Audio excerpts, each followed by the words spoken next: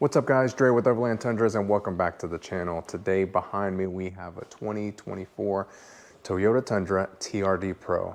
This was one of the most viewed videos with our older generation Tundras redoing the suspension. We are doing a Westcott leveling lift on this Tundra. So we're gonna teach you how to do it yourself in your garage. So we're here with Dante McNish today, so let's get started on that. Hey, how's it going? My name is Dante. I'm with McNish Genuine Automotive. We got this 2024 Toyota Tundra TRD Pro. We're gonna do a Westcott lift kit on it, and this video is to walk you through it if you wanna tackle this on your own. We'll go over the tools that you need.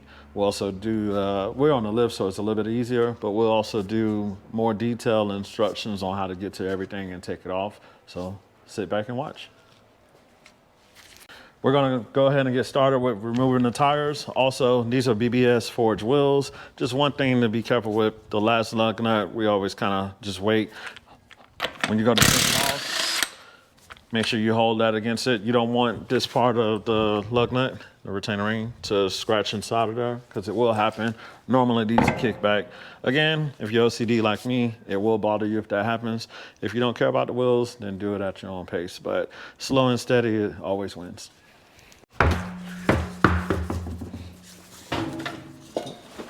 All right, so when we start on the front, I like to drop the lower control arm. You'll need a 21 millimeter for this bolt here, for the nut here. Also for the sway bar link, you'll want a 19 millimeter. For the two bolts here, you'll want 21 millimeter. And loosen up the cam eccentric tabs. Don't take them all the way out, just loosen them up enough to release the pressure so this control arm can drop. 14 millimeter for the 4 bolts for the strut mount, and that's pretty much it. Also, whenever we drop it down, you'll see I'm gonna mark this area here so I know where the collar goes at, and we'll put that back. When you go to the rear, you definitely want to remove the lines here. This is for your parking brake. This is 12 millimeter. You'll remove this, there's one on the other side too. Before you drop your shock, you can loosen up the bolt, and you can come back here to the sway bar link and loosen that up. Spray a little bit of PB Blaster on it beforehand. It's always good too. You can loosen up the shock from this mount area here, or you can do it from the bottom. It's much easier to do it from back here. I found if you come up here, you need to hold this down with a set of pliers to where you can get this lock nut loose. Also, be careful whenever you drop the rear end. You have to adjust the link bar there. You don't want to damage that. In most cases, you don't have to unhook it, but just watch as you're applying pressure down. So we're just going to take this up in the air and show you underneath.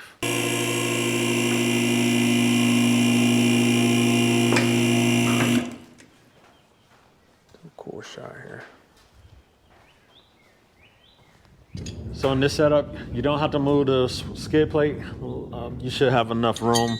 Opening wrench, boxing wrench, it's the best method. 24 millimeter for the eccentrics. You'll want to loosen both of these up. You can do one side at a time. You want to have the sway bar off, the sway bar link off whenever you do start on this, so you can move the tension off both of these. The purpose of loosening up these is so that control arm will drop. Pay attention to where the tabs are. Whenever we're finished, you will have alignment done and they will change, but try to keep them in the same spot so it doesn't throw the alignment too far off. Although the camber will be slightly off because you're going higher in the vehicle. Let's walk to the rear and check that out. When I do these installs, I always take off the lower shock bolt, 17 millimeter for this guy. And again, you want to remove this line here. We're going to drop this spring. You see the coil spring there. We're keeping that bump stop isolator on. With the Westcott Designs kit, you have a spacer that goes on top, puts a little bit of space down on it to give you the height that you need. We'll walk over and take a look at that kit.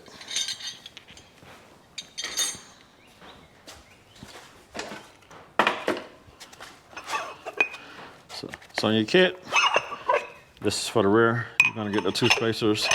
As I mentioned, that goes on the isolator. You'll end up bolting that down.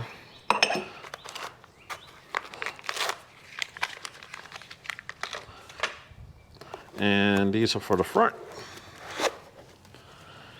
You end up breaking apart the shocks, to bolt these down. They have these in different colors on black and I want to say polish. So, and these will go at the top of the springs themselves, the strut mount, shock mounts. So, that's what you have in the kit.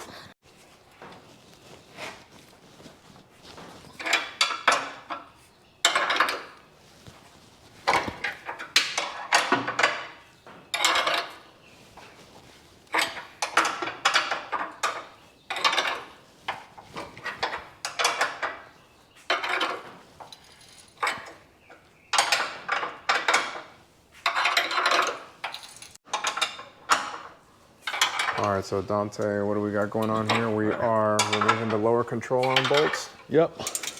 We're just gonna loosen them up a little bit. You know, don't take them all the way out, but loosen them up. These have to be torque to spec. They're hard to take off because this truck is new.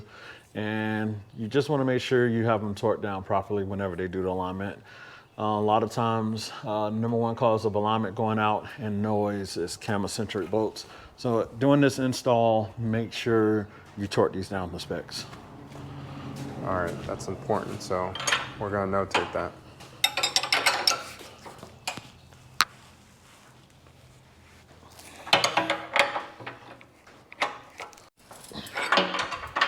If you're doing this on the ground, I will suggest that you take off the skid plate because you're not gonna have enough leverage or room to unbolt these. So you'll probably end up using a 1/2-inch breaker bar instead of a wrench like I'm using. So being on the lift has its perks, but if you're on the ground, you definitely wanna take off the skid plate. It'll make things a lot easier. So as I said, we'll drop this first. We'll take the sway bar off next, let it kind of hang back, and then we'll start loosening up everything from there on the bottom.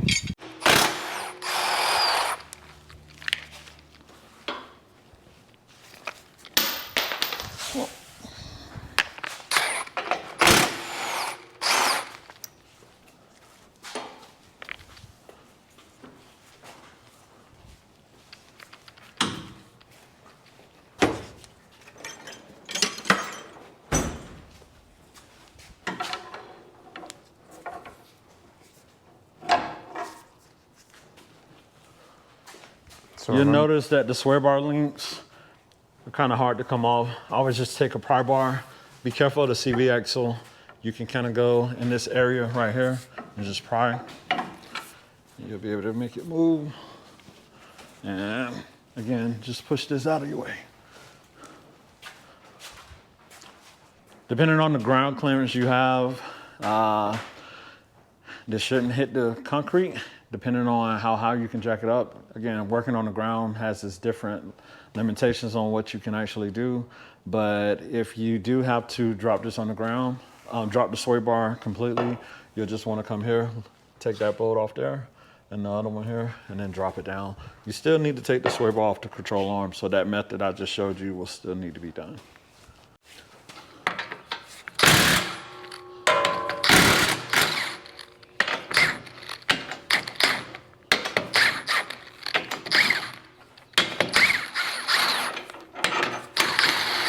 If you notice how I did them in back and forth stages instead of just doing one at a time, you don't want to damage the threads. Also, you don't want to strip anything out by damaging the threads or keeping one of these on here with the tension. Normally when you would unbolt this whole spindle will go upwards. So just stagger them, do them one here, one there, loosen them up at loosen them up at the different times, and you won't damage the threads inside of there.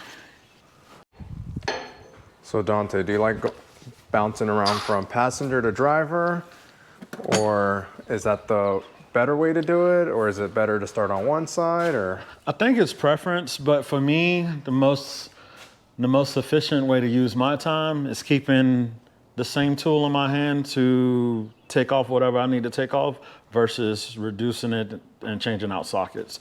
So if you got a good memory and you know where everything goes at, you can do it, this side, that side, all at the same time.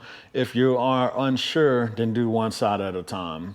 Again, for me, it's about being efficient. So I'm trying to use my time wisely, I guess, and do it a different method than anyone else would.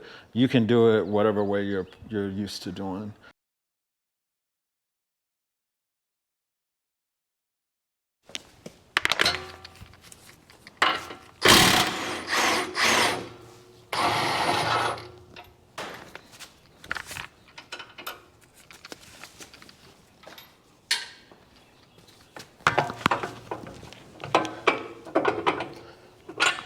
So you come back here and take out the other part of the bolt for the shock.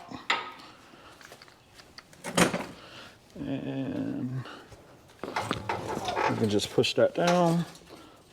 That was the purpose of loosening up these eccentrics, so you can easily move this. But as you see, it's not loosened too bad to where that cam eccentric doesn't come out of place with us moving it down. So just loosen it up enough to where you can push that down. If you think you're loosening up too much, just stop. And as long as you can push this arm down, it doesn't matter how loose that you go with the bolt and the nut setup on the eccentric. Just do it at feel. That's the best way I can explain it.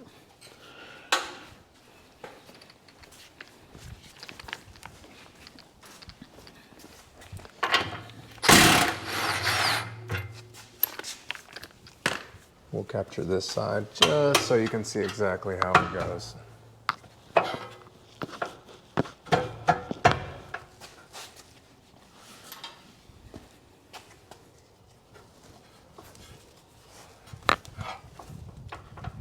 Sometimes it's easier, sometimes it's not.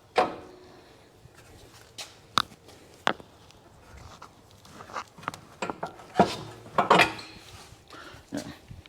So we got this out. This side was a little harder to do. Sometimes it's like that, but you just push that out the way.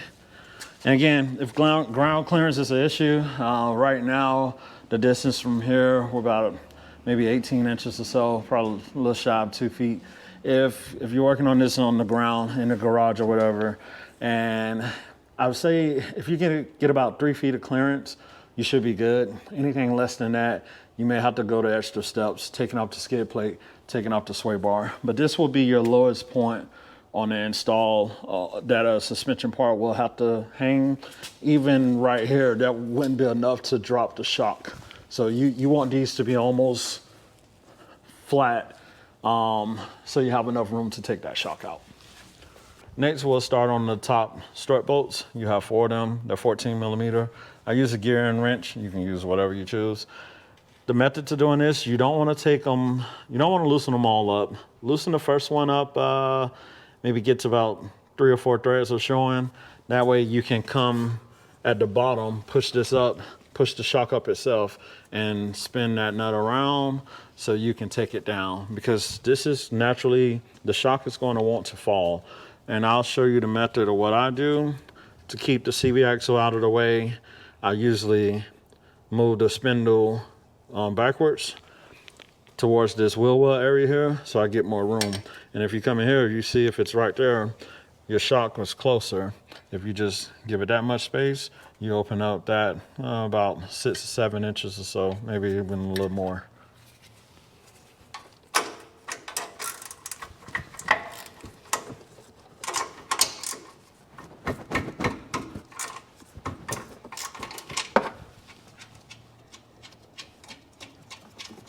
This is the part where you want to go to the shock. Push it up, see the exposed threads. And what you can also do, this thing is heavy, so holding with one hand is a little hard. You can, if you need to reset, keep one in, make sure you're good to go with strength and everything, and then you can tack it. You don't have to do this all at one shot. You can kind of come back to it, and that way you don't damage anything or overexert yourself. So you push up on it again, loosen it up. I like to put the nut right here just to keep it in place. And you go down slowly. Just have your hands guiding it through.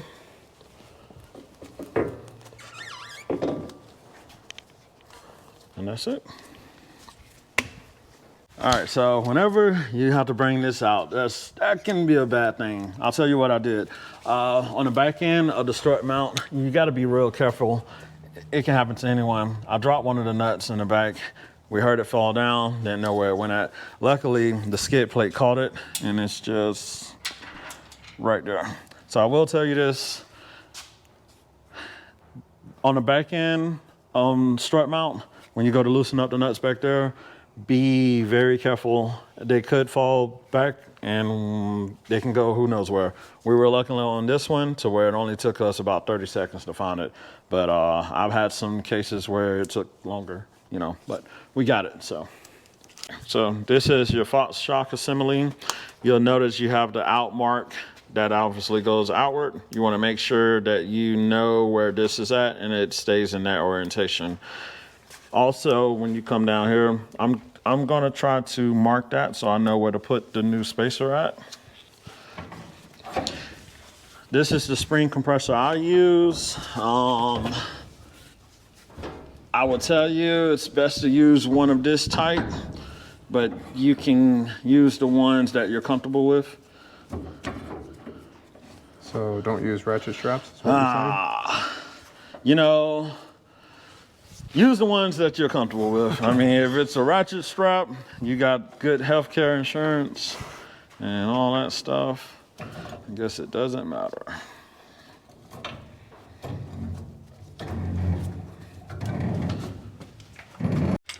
On this, today I'm using a gear wrench and a set of nippets. Some people use air tools, electric tools. I don't suggest that because this can spin around and you're causing excess heat to it. It's best to use hand tools on it. Again, a preference thing if you must. I just know if you use hand tools, you won't damage anything versus using an impact gun. Might be a little different. So what I will do, I'll spray a little bit of PB Blaster around this area because it's a little rusty. So we can kind of have the threads a little clean, and that'll help with the effort of trying to take it off. As I said, a little bit of PB Blaster. I wanted to go for the WD-40 because there's an inside joke going on with that, but. What's the joke? Zach came over, I had to work on his Tacoma. I had to weld some stuff up to the frame, cab mount, relocate, a few other things. And the night before, he sprayed his whole frame with WD-40. Oh yeah, go off-roading? Yeah. So is that a myth or? No, it actually works, but you don't want to do that while somebody's going to weld on your frame. Oh, you know, I see what you're saying. It's flammable, yeah. So, and I had to do a shock relocation, a whole bunch of stuff. And as I'm welding, I'm like, why is this frame like trying to catch on fire? And so I end up calling him and I'm like, hey man, did you put something on your frame? Yeah.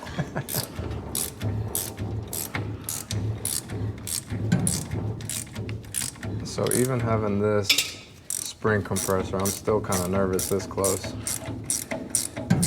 You trust this thing, don't they? I hope so. We're about to find out. Yeah.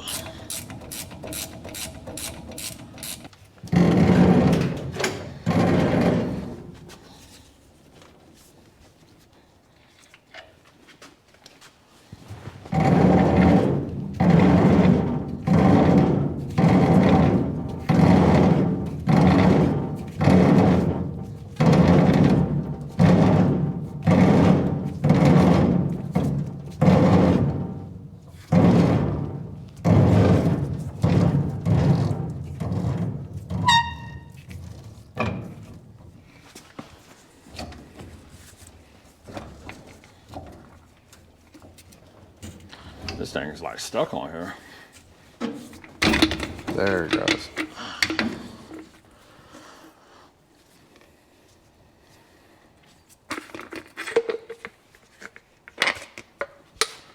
Make sure you don't lose your hardware, any other pieces that go to it.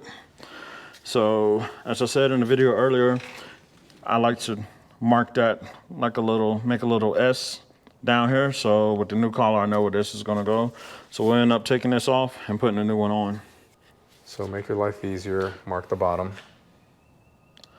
And that way I know that spring needs to stop there. And it can, even if it curls up a little bit, the spring needs to stop at that point. So, all right.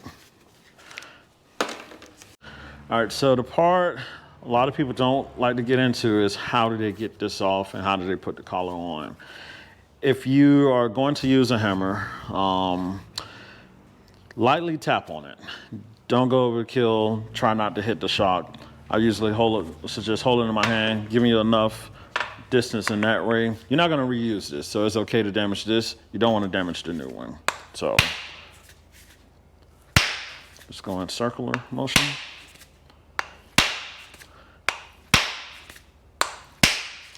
And it's,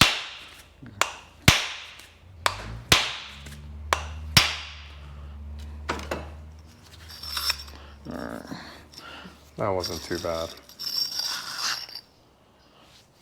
So, a little bit of sand down there. So we'll end up cleaning this off. And we still got our mark right there, so we know where to go at. You definitely want to make sure you get any sand and debris out of here. This truck is pretty new, but there's a lot of sand down here for the stop. And just clean it out. You don't have to use any chemicals to do that, just a shop towel and you'll be okay.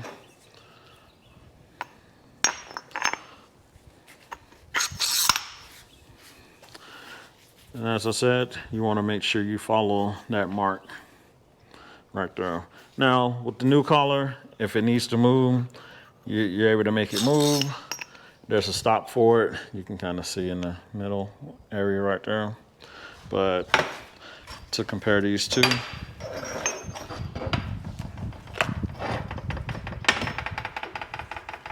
Yeah, this one's definitely a lot more beefier. yeah. And there's no left and right side when it comes to these parts, so you can put them on wherever. As stated earlier, just make sure it's dust-free, dirt-free, and all of that stuff.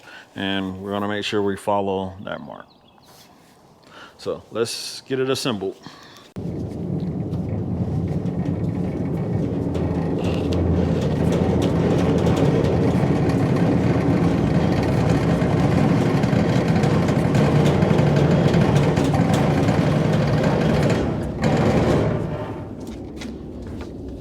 That's some serious tension going into the whole building. Holy cow. Yeah. Well, I got it mounted right on that stud too. Just rip my glove open.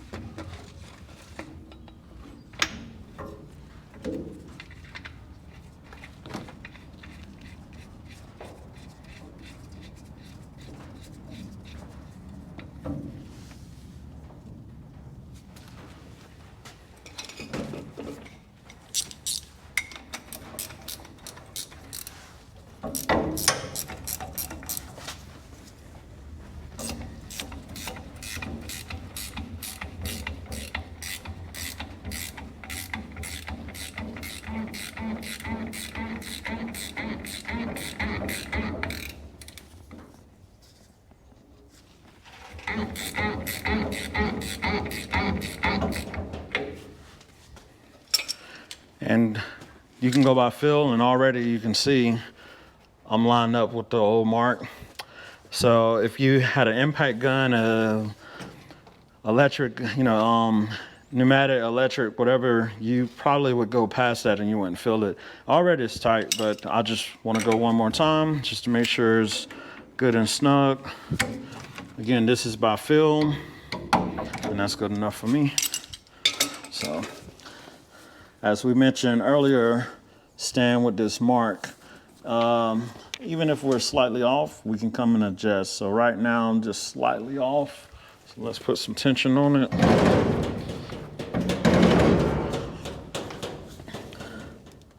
And then I can move this over some. And also a key note, you have the out mark. You can't see it probably, but there's a line right there that needs to follow this path here.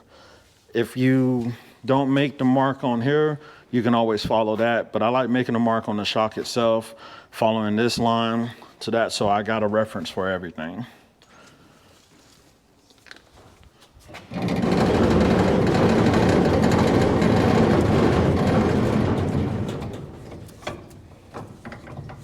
And this is the shock assembled. So we got the out mark at the top there, and we're lined up here. We'll put the shim on top and get some thread lock and start securing it down. So gonna use some thread locker for this. What I like to do is take the spacer, the shim, and put it on the top. This goes on one way, so there's nothing to worry about. If you try to put it on a different way, it won't line up. So there's only one way to put this guy on. And the reason I put the shim on here first and then put the thread lock, so I know how much thread lock to use. No sense of using too much of it.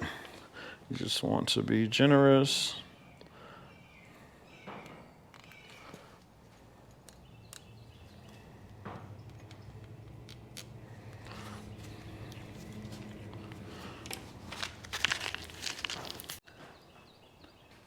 In the Westcott kit, you get new hardware. You can see the difference between that and the OEM ones. Definitely make sure you use their hardware. And again, use thread locker. You won't be using these anymore. This is 14 millimeter wrench to take off. These are 15 millimeters. So we have 4 for each side. So let's get this mounted.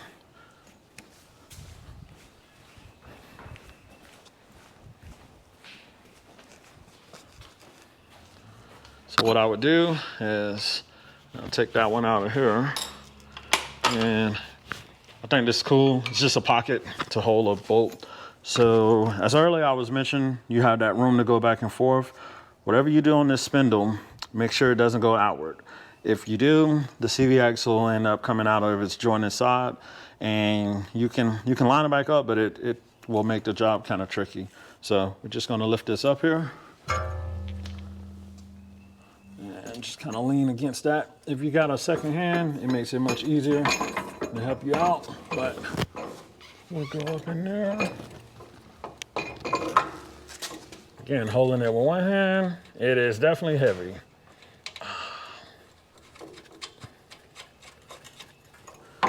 Get that screwed in enough.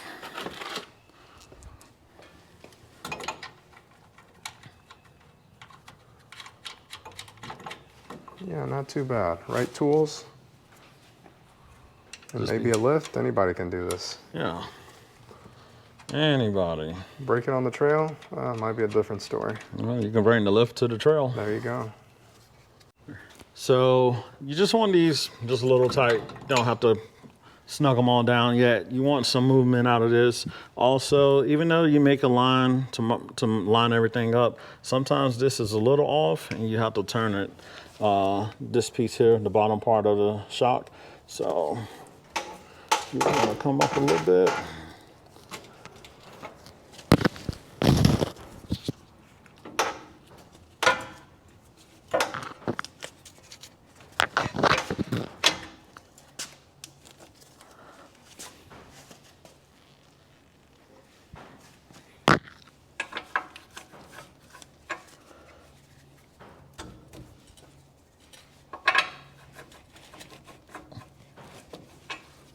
That doesn't want to cooperate.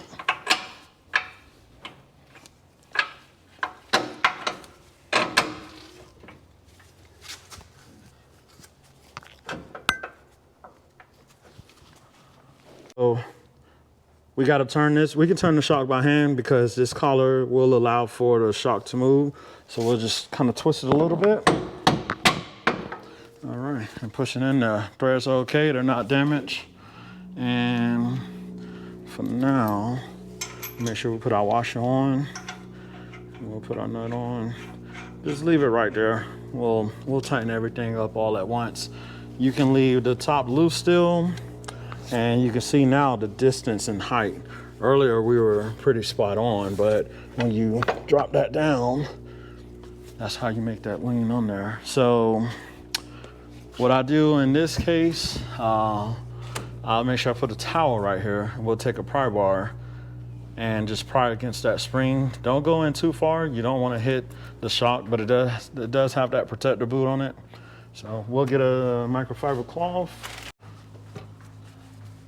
Set that down in there.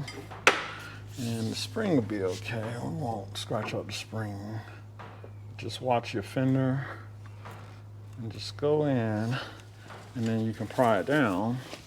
And once you do that, you're closer to that. So these are the secrets that the techs don't want you to learn. They want you to struggle and bring it to them.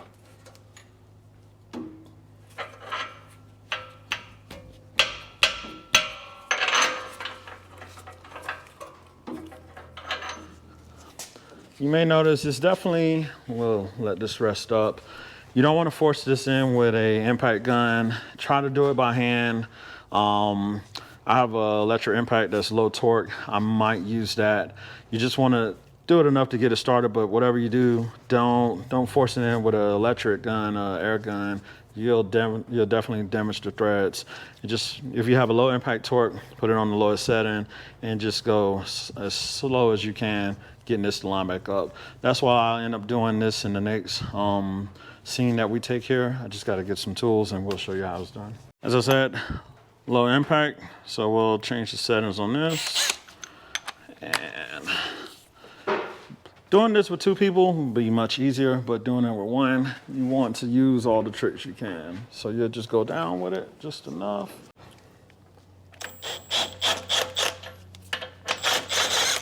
All right.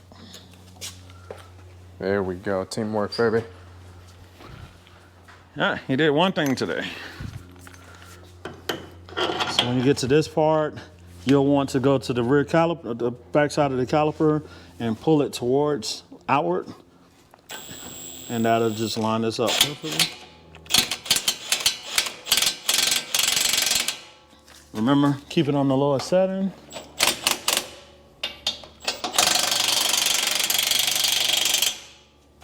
All right. Now we can crank it up.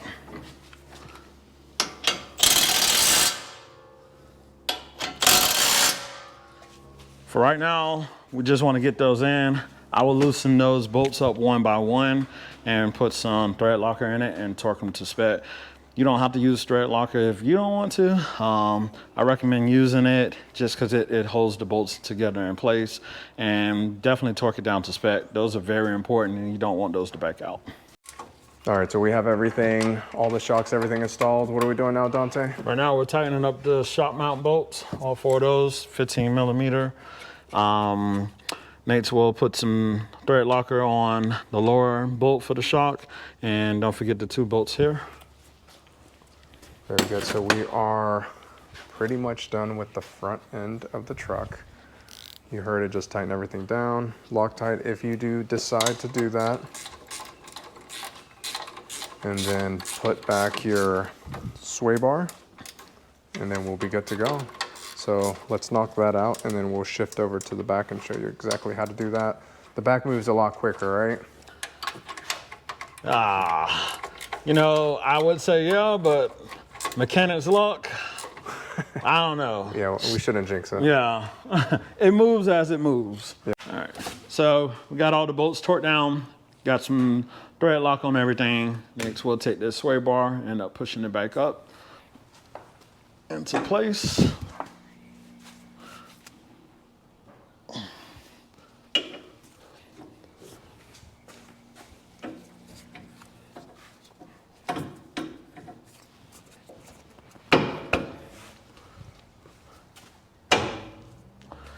Take a rubber mallet and you can just kind of tap them in, get them lined up enough for you to get a bolt started.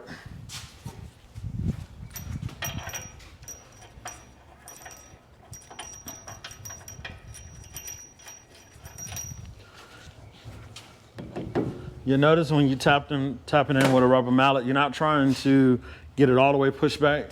You'll notice it won't do that. You just want enough distance so you can get a couple threads on. And then we'll tighten this down.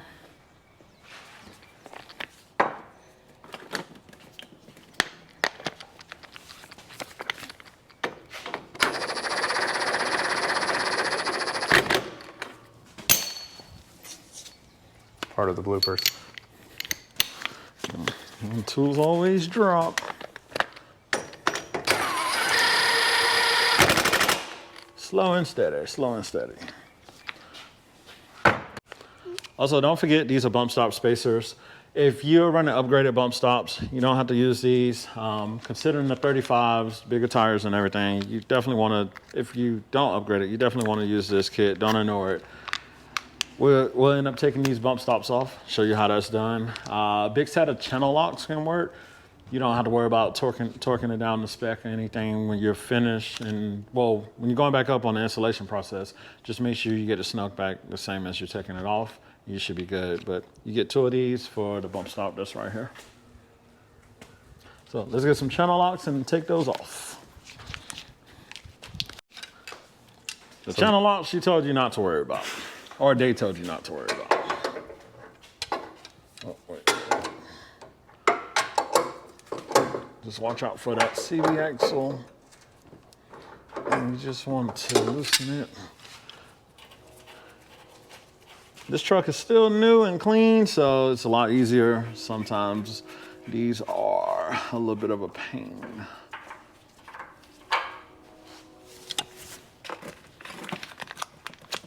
So you just take this piece, put it right on there, and that's it.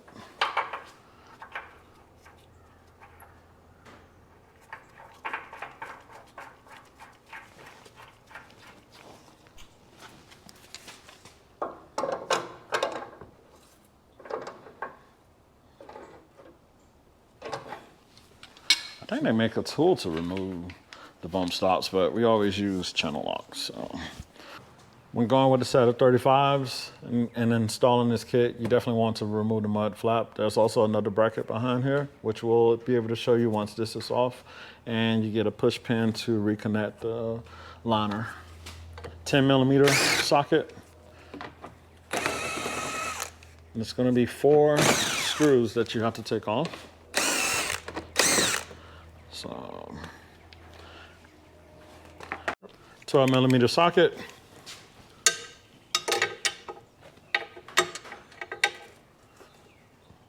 Let that sit there for now. Here's a close-up shot.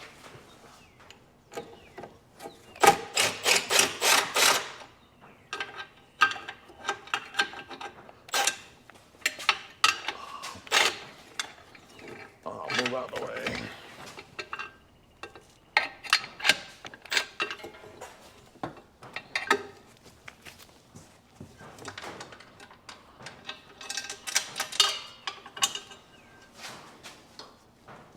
So there's 2 bolts? Yeah.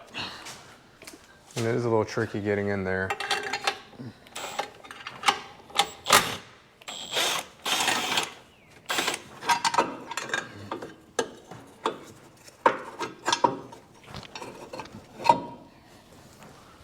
So you have 2 bolts inside of there.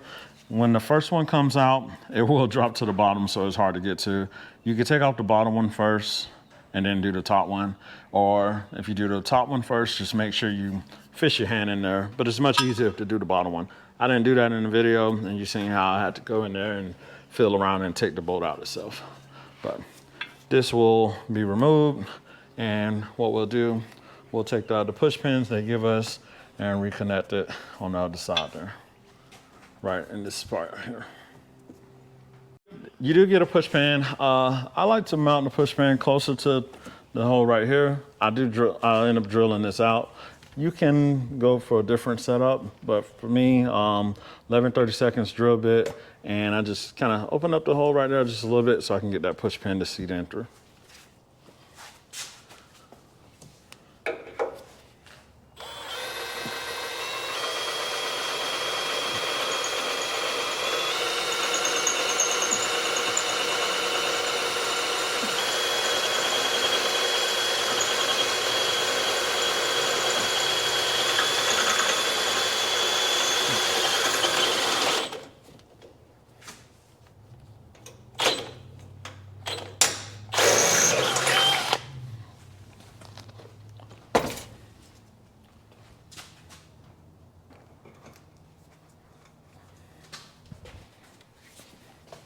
get a little carpenter's hammer, and that's it. So first step, we're just gonna loosen these up.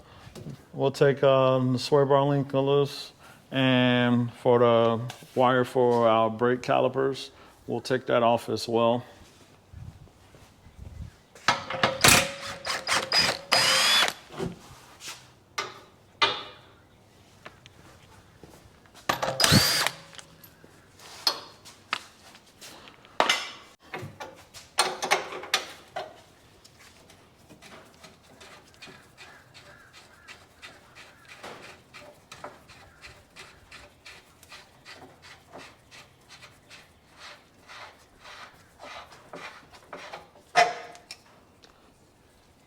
Just want to flip that down out of the way so it's not caught up on anything.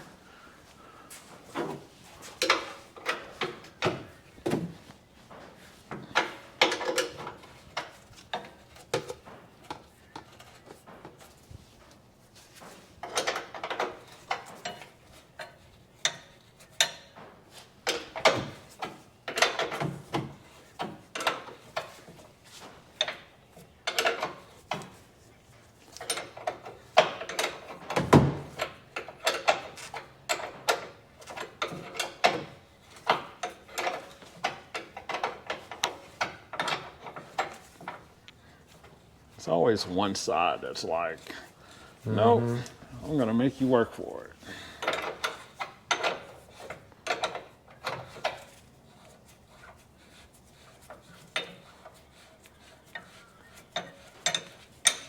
So you have a wire harness here as well. We're just gonna come in and unclick that.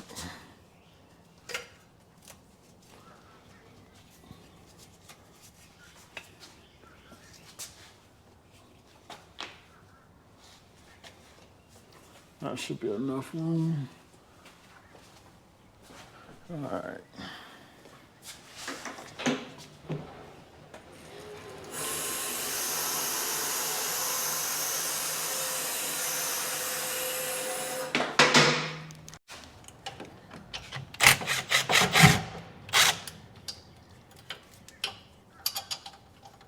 And if you're unsure, just put all the bolts back where you take them off at. That way you don't lose anything.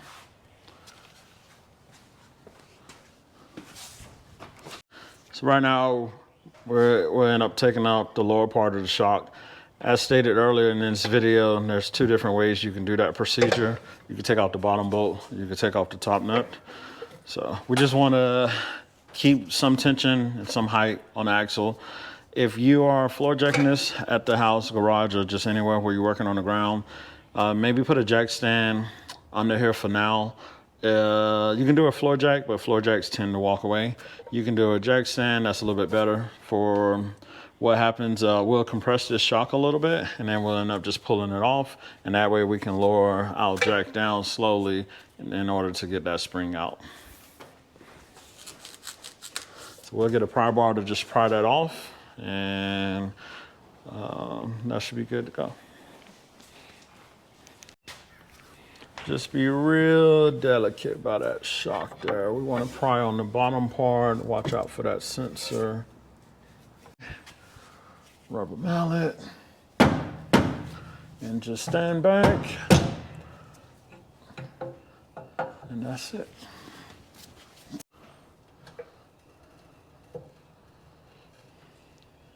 And hypothetically, you should have enough room there, right? Yeah, but I always do the driver's side first.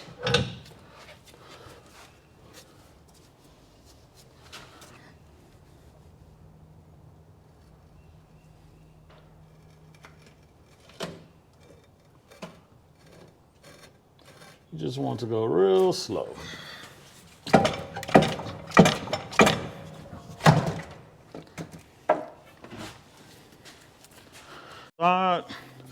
We'll just put some tension on this shock, get it to go up a little bit.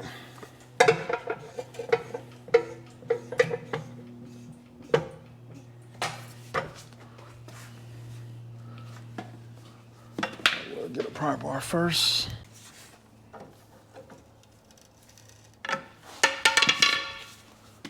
just hold it back in.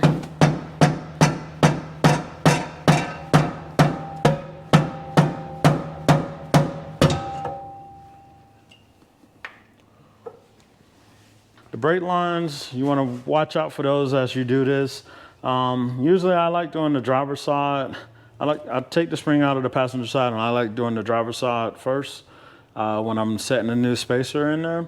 But I always put a jack stand or something to support the axle on the passenger side itself and monitor the brake lines that sit in here. You definitely want to look out for them. You don't want them to stretch and overextend, and then you need new brake lines. So just watch out for this side as you're working on the other side as well. You take your spacer, put it on there. Once that's in, it won't go anywhere. You can see the perch inside here. There's plenty of room for it, and it will just sit right in there. So.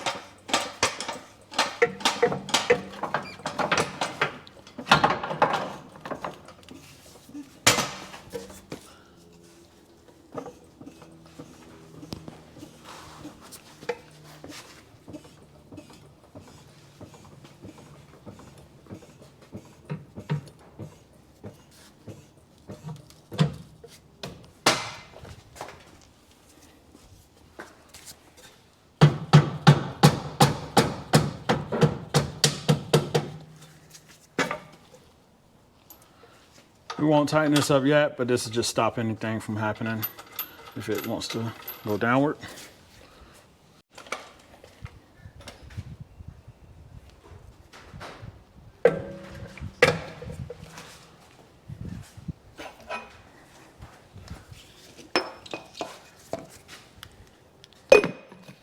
Let's put that on.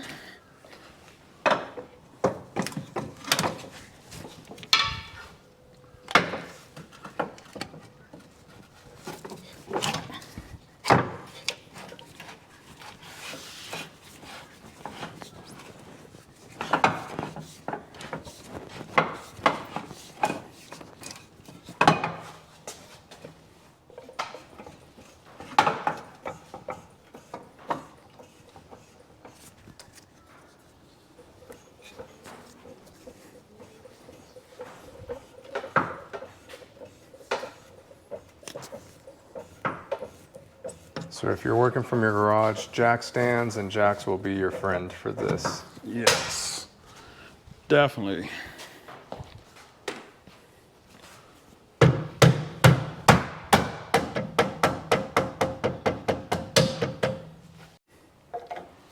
So to the home stretch. All right, we'll put everything back together. Just finger tight, just enough. We'll tighten it all one by one. Make sure you bolt down this bracket.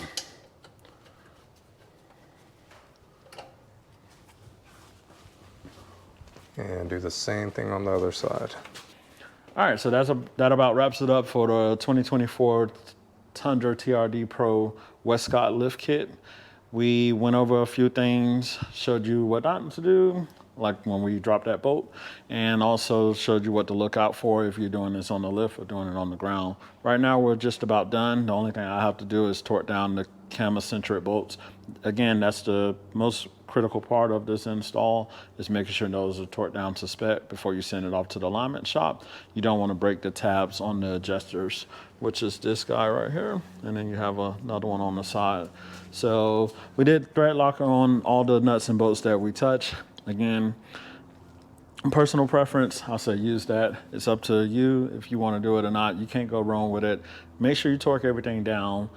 Safety glasses is definitely good to have on. Also, just If it's something you're questioning about, just keep in mind there's no rush for it. So right now we'll walk you through under everything, show you a video of all the parts installed. Need me to lift it up? No, this is perfect. All right.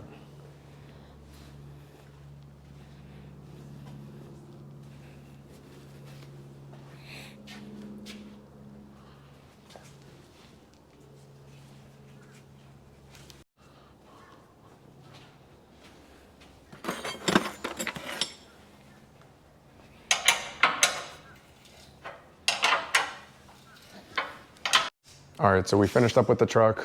Dante killed it, did an amazing job with this one. Torquing the wheels, tires down. We will get a final reveal once the tires go on. We'll show you a little bit how it looks right now, but once we get the wheels and tires, or actually it's gonna be the same wheels, but 35-inch tires. Once we get those, we'll do a really cool video of the truck to complete this video. So can't wait to see the truck completely done.